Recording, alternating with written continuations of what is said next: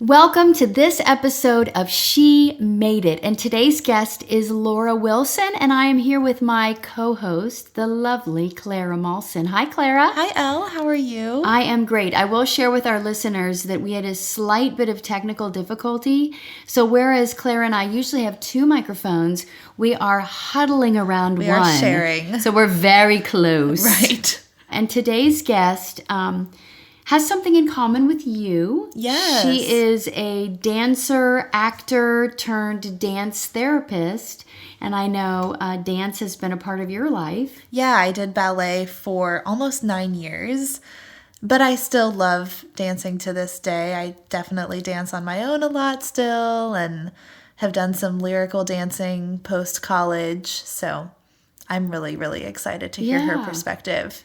Yeah, and Lora is, as I was sitting down to do this, recording this interview, I thought, I am so lucky because I have met so many interesting people in my journey as a creative artist, as a performing artist, because I went to college with Lora at Wright State, like some of our other guests, and she was in the acting program. She'll share a little bit with you her journey and how it led her to dance therapy, because now she's a licensed dance therapist. Yeah, which is so cool. Yeah, and she's a presenter and workshop facilitator. She is really an advocate, and she works with the American Dance Therapy Association. And when I say advocate, I mean for spreading the message, the value, just knowledge about what the healing power of dance therapy and movement therapy has for people. But she specializes in work with dementia and Alzheimer's patients. Oh, that's really neat. Yeah, and she's just really an interesting person and has so much to share and taught me a ton, and I can't wait for our listeners to learn as well. Yeah, I'm excited to hear this interview too. I have to share a really funny story though. So I met Lora at Wright State graduating in the acting program, and one of the things we had to do to graduate was we had to write, produce, direct, perform in a one-person show. And my show was centered around a story of grief. And I had experienced some grief or some tragedy around the death of a family member. And so it felt like the right topic to tell my story, my one-person show about. But I realized that it was really a healing for me. It was a way to express my grief through theater and music and acting.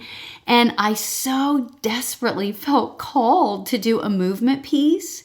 And I had this book that I was it was a book of sculptures centered around grief. And I was going to tie physical replications of these sculptures into dance and movement. And I remember having this idea in my apartment, and Curtis, my husband, I said, look, I shared this idea and I started in this fetal position and I did this evolving into these statues, and he just looked at me and said, no, I don't recommend that at all. Were you speaking also? No, I was just moving. Was there music? No, it wasn't yet developed enough is what I'll say. It was in the pre stages of an idea, really. Or maybe this is one of those things where it's really healing and helpful for you and you don't need an audience. That's right. I needed to do. But I do feel like I understand the importance of body integration into healing and creativity, and I am it sort of prompted me to bring that back out, bring movement as a form of expression and therapy. Like you said, whether it's for one or many. Right, and you get to be the judge of that. That's right. Or your husband or someone else who says, maybe that's just for you. Right, or the mirror. I don't know. Right. Maybe just the mirror and me.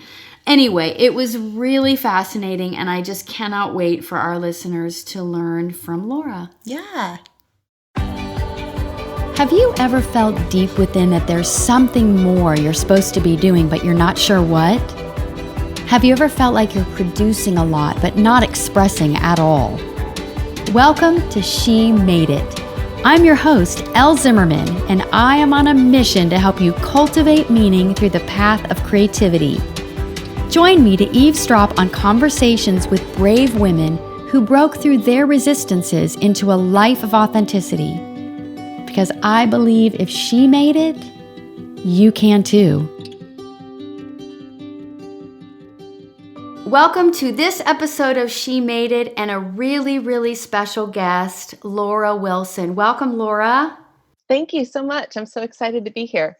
Awesome. And I've shared a little bit with our listeners that you and I met, I hate to say like decades ago, right? I kind of lose track of how long, but when we were in undergrad together studying acting at Wright State University, and I couldn't remember, were you in my class or were you the class above me?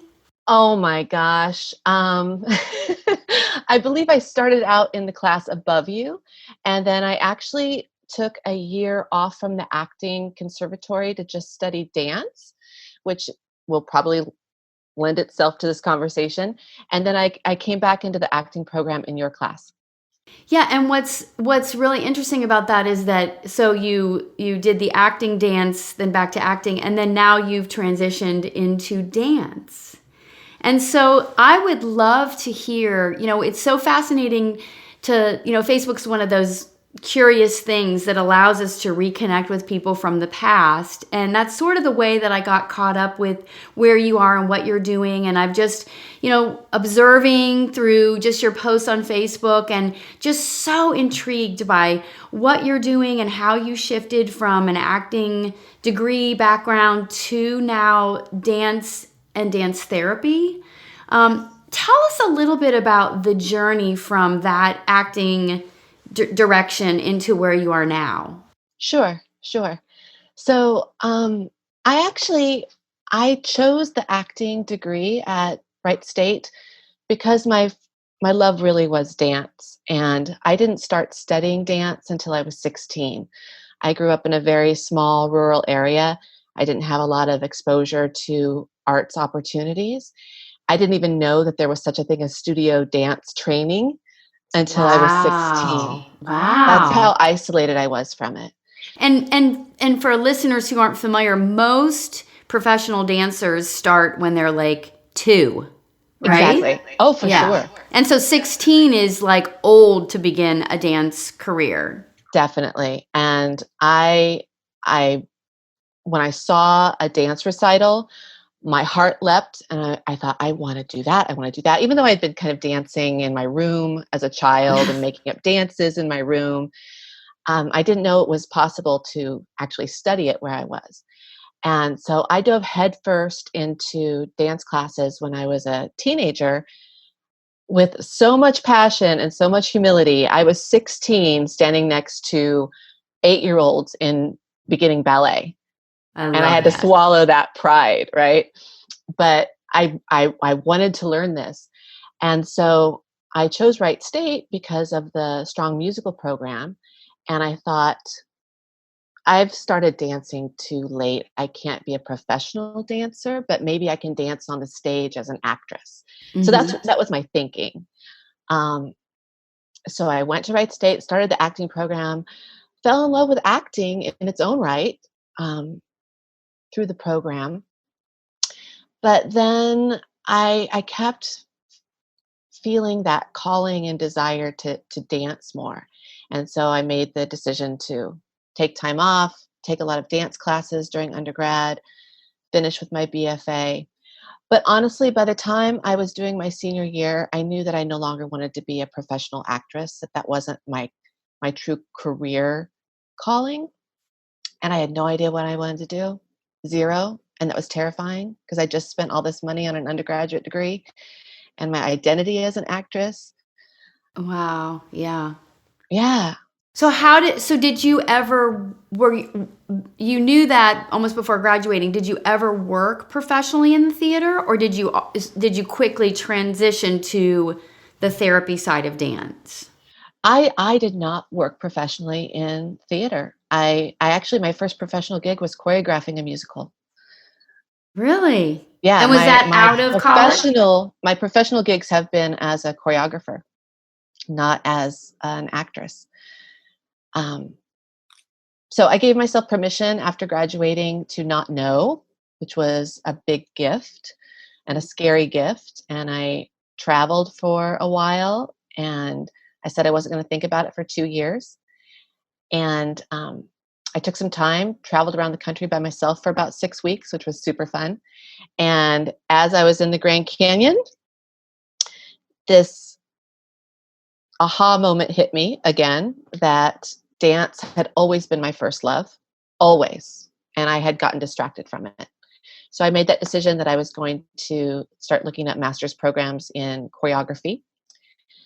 And when I was researching the choreography MFAs and master's programs, I came across a program that said Masters in Dance Therapy. And I had never, ever heard of that. But if you hadn't heard of like a dance major or studio dance, I can imagine that dance therapy probably sounded like it was coming from a foreign world. absolutely. Yeah. Yes. But the thing is, today even a lot of people don't know about the field. Right. But Yeah. when I read that dance therapy, I didn't know what it was, but it was like a lightning bolt hit me and just something deep in my soul. And I went, this is what I'm supposed to do. This is what I'm supposed to do. I don't even know what it looks like. I'm doing it.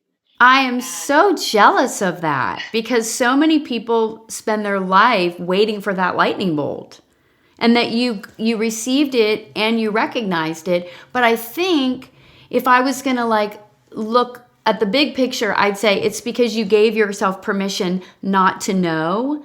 It's almost that time of releasing allowed you to be present and in tune to that, rather than I think a lot of times people are grappling and wrestling, and then they don't have the space to receive that. So super cool. So you got the lightning bolt, and then what happened? And then I applied to a number of programs. I ended up choosing UCLA's Master's in Dance and Healing and Therapy. So I moved out to California, and I've been a dance therapist ever since. And I guess that's 20 years. Wow. So you've probably seen the whole dance therapy world, industry, awareness evolve, because I think people, again, I don't want to speak for everyone, but it feels to me like the world is opening up to alternative options for healing, for whole living. And I would think that dance therapy would have grown. Like, what's your experience with that? It definitely has grown. I think for anybody who's in the profession, we still face we experience a lot of frustration because it's not better known. It's not better understood, especially within this context of the general society becoming more aware of the mind-body connection and of the power of the arts to transform and heal. So there is, for those of us who choose this profession, I believe we all have on a very intuitive level an embodied sense of how healing dance can be, and that's what calls us to the profession. But I think we also have this ability or drive within to forge through a forest that is thick with challenges and resistance to try to make the profession better known, better understood, to advocate for it, to make more career opportunities. It's both. Yeah. And especially with, I'm sure, I don't want to even open the big ball of wax of insurance and that whole world too. I'm sure is a lot of red tape for you, I would guess. Sure. Yeah. Yeah. There's a lot of components to it. There's the component of the work as clinicians, which is wonderful and amazing to work with patients and clients.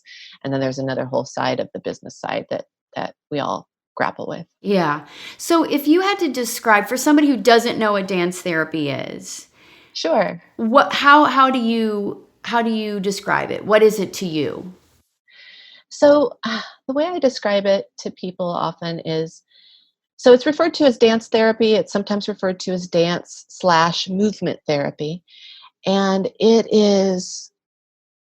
relies on the mind-body connection, that how we move changes how we feel and how we think, and how we think and how we feel affects how we move, but it uses dance, it uses expressive movement to help clients um, integrate their thinking and their feeling and their physical selves to become more whole in that capacity, to understand themselves better, to have greater self-awareness that is grounded in their body, to learn coping skills that involve the body, and to be able to have more meaningful connections with other people based on that improved self-awareness and self-understanding. Yeah. And so because I am a very body centered person, like I love dance, I love movement, and I sort of have leaned into yoga or just exercise in general. How is dance therapy different from like a personally directed body, I guess therapy or practice? That's an excellent question, because a lot of people ask, is it like yoga or is it like, Tai Chi or something like that? And the connection is that there's that mind body connection. But what's different about it is it's using the expressive nature of dance, the fact that we can non-verbally communicate, and the fact that we need to express ourselves. And sometimes words just don't have the capacity to express how we're feeling or how we're thinking. It's beyond the verbal access. So dance movement therapists are trained first and foremost. I should say that dance therapy occurs in a therapeutic relationship. So that's the framework. There's a safe space and a therapeutic rapport that allows for this deeper exploration and risk taking and vulnerability to take place. Um, but what I do is I facilitate an improvisation after that trust has been established to help the person express what's maybe even out of their conscious awareness and bring that into conscious awareness through the body. And then we can talk about it. And then maybe we move more and then we talk about it more. That is super cool. So I am like flooded with questions. So are you considered a therapist, like a clinical therapist? I am. I'm a board certified dance movement therapist. So I am a master's level trained mental health clinician. Wow. So I work, personally, I work in psychiatric hospitals and I'm part of an interdisciplinary treatment team. So the ideal, like who benefits most from the sort of therapy you do with people? Like who are your clients, patients? Sure. So honestly, anybody who would go to a verbally, traditionally framed therapist could also benefit from dance movement therapy because it's just bringing into the conversation the nonverbal and the body aspect of expressing oneself. But this approach to healing is probably, it shines the most with individuals who um, are experiencing something that's difficult to put in words. So it might be trauma. It could be people who are experiencing a disconnect between mind and body severely. I've worked with people with eating disorders. Um, I've worked with people with Alzheimer's disease and dementia, which is one of my favorite, I guess, groups of people to work with because oftentimes as dementia progresses, people lose their ability to express themselves through words effectively. They can become very withdrawn. And in terms of working in psychiatric hospitals, I work with people who are severely mentally ill, living with schizophrenia, um, schizoaffective disorder, bipolar disorder. And so the movement really operates in a different way to ground them in reality and then give them a foundation from which to interact with people in a Yeah. reality-based way. So, it's almost like I don't know. I think of it as it could be scary, and don't take this the wrong way, but it could be scary to observe. It could be scary to watch because we're so constrained in our physical expression that this feels like you have to be willing to go out of control a bit. I don't know. I'm so into it, but I feel like the level of trust has to be pretty great, and then it's pretty dramatic. That's kind of my perception. And I'm so glad that you're voicing that, because a lot of people, when they hear about dance therapy, if they haven't experienced it, there are these perceptions of what it might look like, or how scary it might be. So first, know that dance therapy doesn't always look like dance. Sometimes it can be as simple as listening to our breath and paying attention to the movement in our body as we breathe, and paying attention to the cues we're getting from our body when we're really just attending to our somatic awareness. And the expression that I might facilitate might just involve people's hands, or might just involve, you know, their arms or their feet. Or, there are dance therapists who work with people who are actually hospitalized and bedridden. So it doesn't need to be full on out Mikhail Like Baryshnikov dancing. right, like explosive or No. yeah. Although that can come up. It definitely would with me. And that's okay. Thank you. The body doesn't lie. The body expresses what needs to be expressed. Yeah. And, I work specifically in dance movement therapy groups. So when I'm in a group, everybody in that room has different needs, different resistances, different expressions. And so part of the skill that you learn in graduate school, and then afterwards over, for years, you're always learning, is how to contain that space and make it therapeutic for everybody in there, whether they're terrified of moving or whether they want to get up and rage across the room. Yeah. How do I therapeutically make that a safe space for everybody to be where they are and get something out of the group? So does the music you play matter? Is there music? How does that tie in? Music is sometimes part of it. Music is sometimes not. It really depends on the approach you're using and the clientele. There's so many different ways that dance movement therapy manifests, and it's always going to be based on who the clients are, what their goals and objectives are. So, for example, in psychiatric hospitals, I will use music. With Alzheimer's and dementia, I do use music because the music and the rhythm is an external grounding force. And it's an external way of connecting everybody to the beat, to the rhythm. And it can motivate. It's a motivator.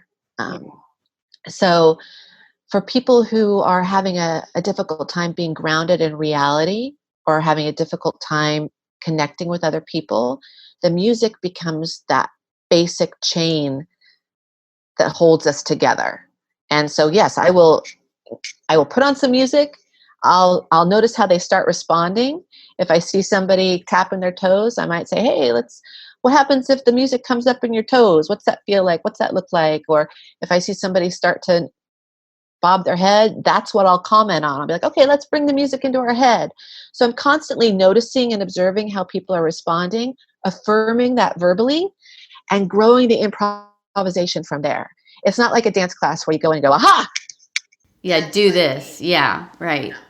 What I love is that it's this really beautiful, like interwoven connection of your acting background and body language and reading people and empathy and listening and attentiveness to others, and then improvisation, and then the dance. So it's really, really cool to see how you've brought those two things together. I really feel everything that I've done up until this point has exactly supported where I'm at. I am very grateful for my acting training, for my improvisational training, for the work ethic, I guess I learned being an actress, the present moment focus, and all of that definitely influences how I work with my clients. Yeah. So speaking of, because I do want to talk a little bit more about you. Because Facebook allows us to take these peeks into people's lives. I do remember, and I actually looked back to find the photos of you took a journey up to the top of a mountain in 2017. And I don't want you to think I was like stalking you, but I did read a little bit of like, it was a pretty impressive, I don't know, conquest. Can you share a little bit about why and what and how that transformed you and a little bit about that journey? Sure. So I started having an interest in hiking in probably about 2015, I guess. And I heard about people who were hiking the John Muir Trail, which is a 220-mile trail from Yosemite National Park to Mount Whitney, which is the tallest mountain in the 48 contiguous states. And so I started doing a lot of training for that. And every year it seemed like something was getting in the way. It wasn't going to be this year. I had an injury, I had an illness, timing.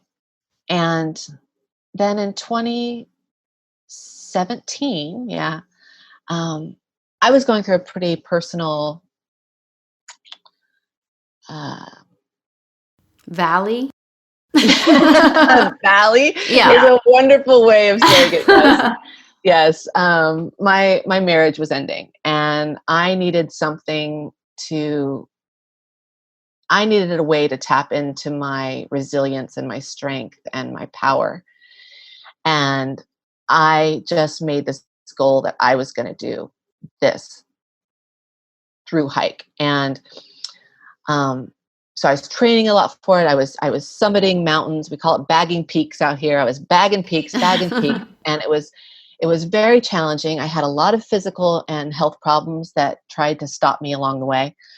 And I was going to go on that trail with my friend Allison, and it turned out that year there was a huge snowpack. So that wasn't going to be the year we were going to do the John Muir Trail. Again. But I needed something. I needed this so badly. So I researched the High Sierra Trail, which is from Sequoia National Park to Mount Whitney. It's about 72 miles. And I made the decision. I didn't tell anybody I was going to do it, other than a couple friends. I didn't make it public knowledge. And I did the 72 miles on my own. And I backpacked it. Wow. By myself, up and down those mountains. How long did that take? 7 days. Okay. Wow. So not quite the John Muir Trail, but for me, doing it by myself was tremendous because it was terrifying at times, and I had to overcome my fears. It was physically arduous. I had problems crop up along the way that I had to problem solve. Mm-hmm. It's a great metaphor, It's a great metaphor just for resilience, the I don't know. If I think back to the beginning when you launched out of your undergrad and it was a 6-week tour around the country alone, and it elevated you to a new level of self-awareness, a direction for your career, and then here you are again, because we have valleys that come through our life, and then you're in this other valley, and then you solo triumphed again. I love that. Thank you. It was such a meaningful experience for me, and I have found that there has been a theme, I think, in my life of the direction. I find myself going in directions where I'm challenged, where I really have to go against an obstacle or go against something that is not the easy path. And by doing so, I access my strength. I find new strength that I didn't know, and I find clarity in my life's purpose. And that happened with my dancing when I was a teenager, because that wasn't easy to start that, and then to choose dance movement therapy, and a profession that's not really well known. It's still a path of persevering to educate people about it. And then to experience that on an embodied level of just doing the mountain climbing and the hiking. And I think that ties in also with the dance movement therapy, because when you experience something on a physical level, when you experience it in your body, it's a different sense of truth. It's a different sense of self-knowledge and self-awareness when you Yeah, physically overcome something. and you are not, I completely agree. It's like you're not just seeing it, hearing it, you're doing it. And the doing is like full body, full, I don't know. I completely agree with you. One of the things that you shared before our conversation that I think kind of applies here too is that through dance therapy and through working with your patients and your journey, the importance of the present moment.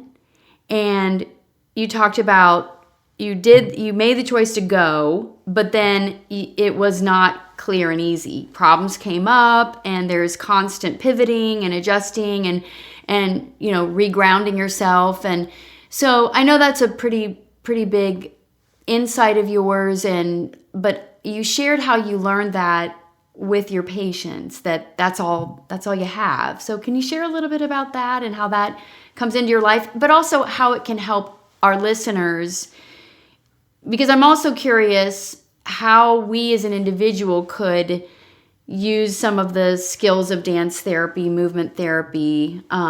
So can you maybe help us understand how being in the moment, being willing to involve your whole body, being willing to like lean into challenges. Sure. I know that's a lot. That's a lot. but I don't often get to interview a therapist. So, hey.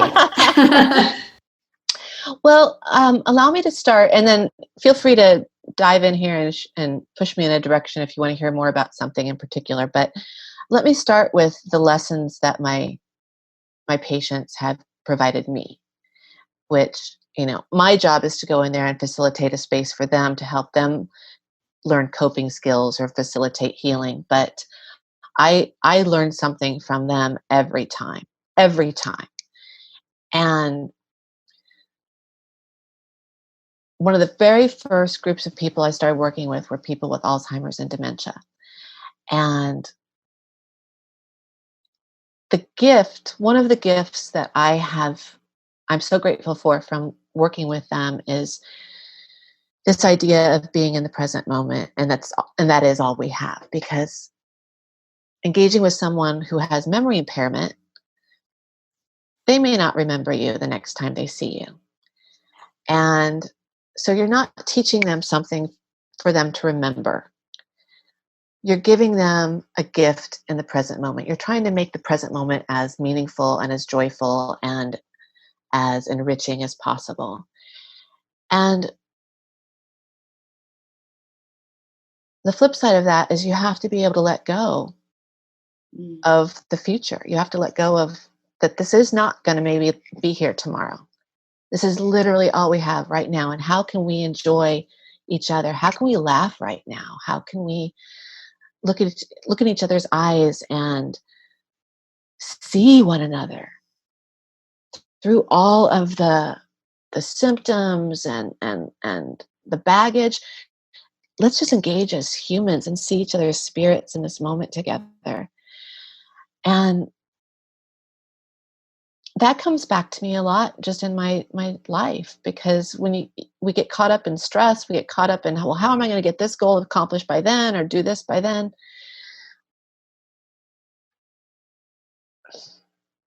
All we really have is the present moment. And whether that is walking down the street and appreciating the sun filtering through the tree leaves or the feel of the wind against your skin and really taking that in on an embodied level and experiencing the magic of that, or whether it's singing as loud as you want in the car with your favorite song, or dancing in your apartment full out to Lizzo, raging, like just allowing yourself to feel the magic in the moment. So I'm going to ask you a question about that.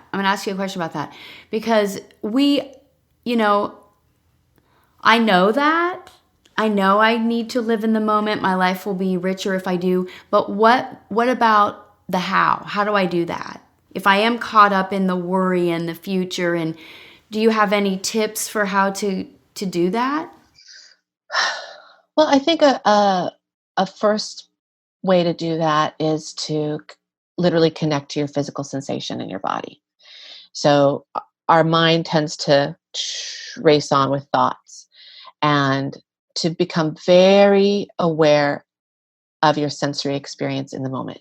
So, like right now, okay, if I'm not going to worry about this, I'm just going to think about, okay, I'm sitting in this chair. It's really a hard, rigid chair. And how is that supporting my body? And just doing a body scan and feeling where there is tension. What do I need to move to let loose of?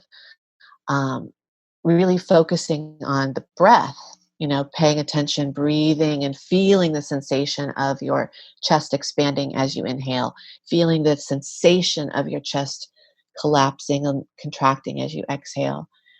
Um, Paying attention to your olfactory sense. What are you smelling right now? Paying attention to what are you tasting? Paying attention to your tactile sense. So, anytime you can just reground in your physical experience, that's the first step to getting out of the worry Yeah. mindset. Um, but then in terms of dancing, oh my gosh, was it Nietzsche who said every day without dancing is lost or something like Oh, that? I don't I know. love that. But, you know, You're inspiring me. I'm going to we have a Monday huddle with our team, and I'm going to do dance next Monday. Turn on some music and getting everybody moving. Because I yeah, think you're so right about, just self-expression, full embodiment. Anyway, I digress. I just had that idea and I thought I'd share it, that you've that's inspired not me a to bring it digression. into That's my a team. brilliant idea. Yeah. Yeah, but if I'm just as a person, I love the connection to my body, grounding myself in the sensations of my body. Are there ways that you encourage people to dance for their own mental health, for their, like, if I wanted to do something like, I can do yoga alone. Can I do dance movement therapy alone? Well, you can't technically do dance movement therapy alone because it requires a therapist. Right. So Yeah. the dance movement therapy is the same as going to, a marriage and family therapist or a counselor. You're going for a reason. Um, but that doesn't mean you can't tap into the inherently healing aspects of dance, which we have used as humans since the beginning of time.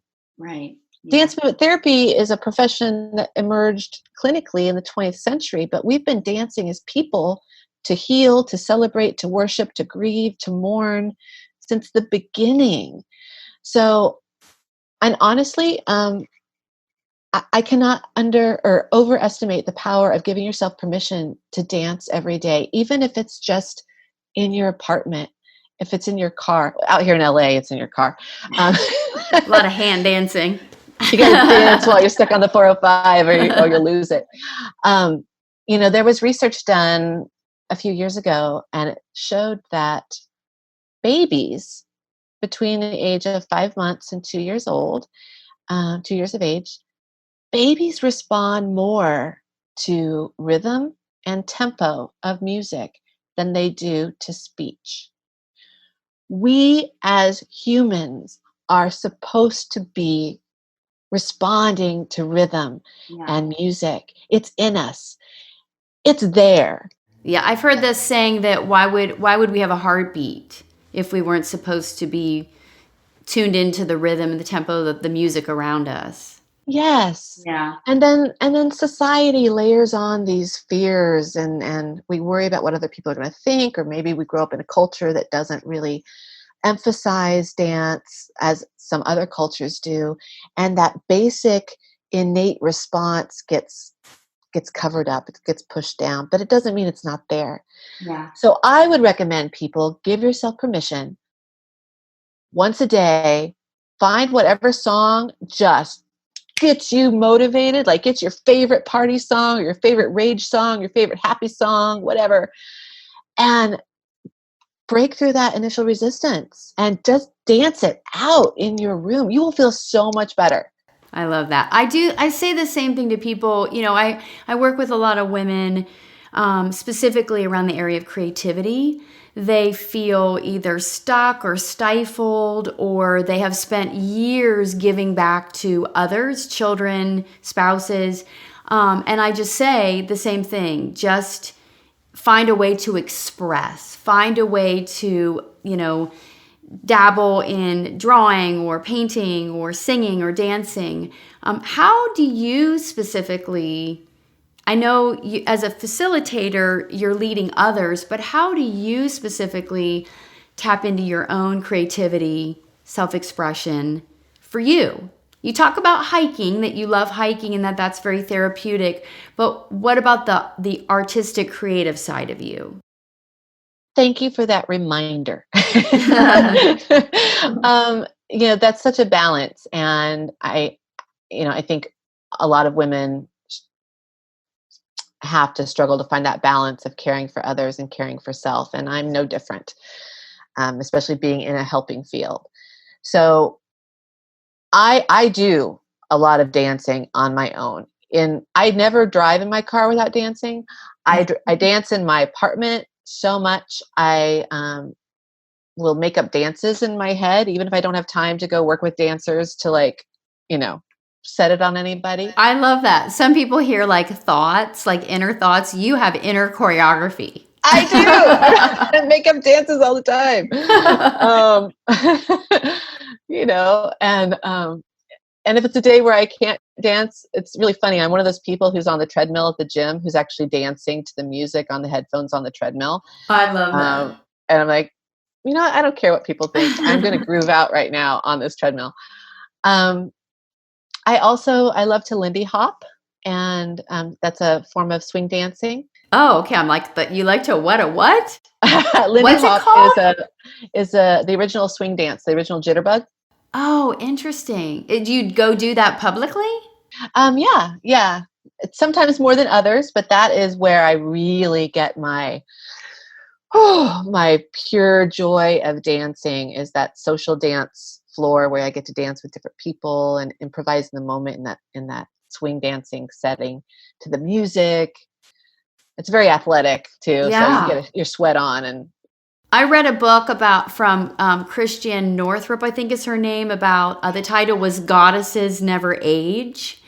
And one of her recommendations was dance lessons. And she specifically chose the tango for the sensuality, the feminine power.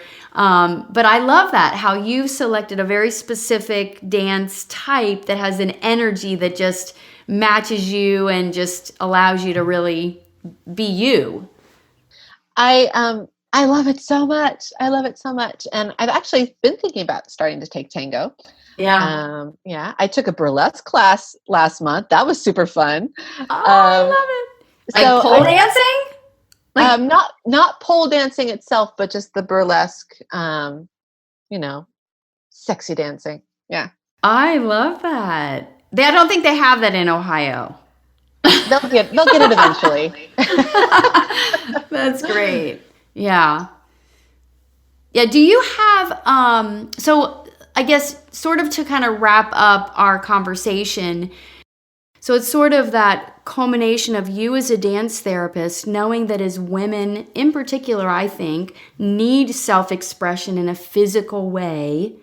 And we as women can get trapped in over responsibility, shoulds, and then knowing we need to move to something greater. How do we do that? That's such a important question. And I think the first thing I would say is to take pressure off yourself to make a big change quickly, or to feel like in order for me to make a change, I have to be 100% confident that this is right for me, or that I feel comfortable doing it. There's a wonderful researcher named Amy Cuddy who did a TED Talk on the power of our nonverbals. And one of the phrases she uses in that TED Talk is, don't fake it till you make it, fake it till you become it. And there is a lot of research in the dance movement therapy world and in the mind-body connection world that shows that even if you don't believe it in your head or feel it in your head, if you take it on in your body will start to send your brain signals that your brain will interpret as being true. So, for example, smiling, if I just fake a smile, put a pencil in my teeth, I'm not really smiling, but the facial muscles doing that, after a minute or so, your brain will start to interpret that you're actually happy. So we have this amazing tool in our body that we don't have to believe necessarily that we're confident taking this new step, or that I feel confident dancing. You just have to take that first step. And so that's what I would say is, don't try to get to the top of the mountain on the first day. Just choose to step out your door. And then the next day, choose to dance on your way from your front door to your car. And the more you do that, before you know it, you're going to be dancing on top of a mountain. Yeah, I love that, Lora. Thank you so much. I think that you have a very different perspective on that next step, and that the body initiating the change. So thank you for that. If people want to find out more about you, about dance therapy, because you've opened so many questions, and I think people are going to love this interview, where would they go to find more? Well, the first place I would send people is to the American Dance Therapy Association website, which is adta.org. You can find a lot of information there. But I would also send people to the ADTA YouTube channel, the American Dance Therapy Association YouTube channel. There's a lot of dance therapy-based talks and about what dance therapy looks like with different populations, different people. You can learn out so much about the field there. So I would start either of those places. That's awesome. Well, thank you so much for taking the time, and thank you for teaching me so much today. And it's been fantastic. Thanks, Lora. It's been an absolute pleasure. Thank you for inviting me.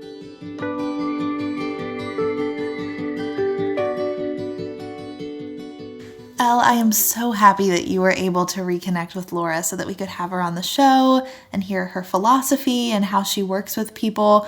But I keep coming back to sort of how she debunked what we think of as dance therapy, because what you said in the interview, I totally thought that too, that dance therapy is like you let down your hair and you roll around on the floor and you like thrash and move, which some people could need that. I would also be up for that. But just that any small new connection to your body or noticing how a song makes you want to move is dance therapy, and you don't have to be a dancer to reap those benefits. Yeah, and she said a couple times how it is a therapy. So really it is facilitated with an expert who can guide you. So dancing on our own can be very healing and therapeutic, but real dance therapy is under the sort of guidance of a professional. Yes. But as simple as just moving your hands, tapping your toes can have a healing impact on your well-being. Totally. Yeah. So I want to thank everybody for listening in today. As we have said before, reviews are the number one way we reach more people with our podcast. We've been getting great feedback, and we just want to share, spread the word, help empower women on their journey, whether you're in the middle, at the beginning, you feel like you've reached a summit. We want to help women to make it, whether that's a creative expression, a business. So share a review. And one of my favorite things to do is to chat with women one-on-one and to help them get to the next level, take a big leap. If that's you and you would like to have a conversation with me, there's a great way to do it. You go to ellezimmerman.com, sign up for a discovery call. It's a free, no obligation. We spend, about 20, 30 minutes together, just sort of uncovering what might be next or what might be the next step. See if it's a great fit for us to work together. And I'd love to have that conversation with you.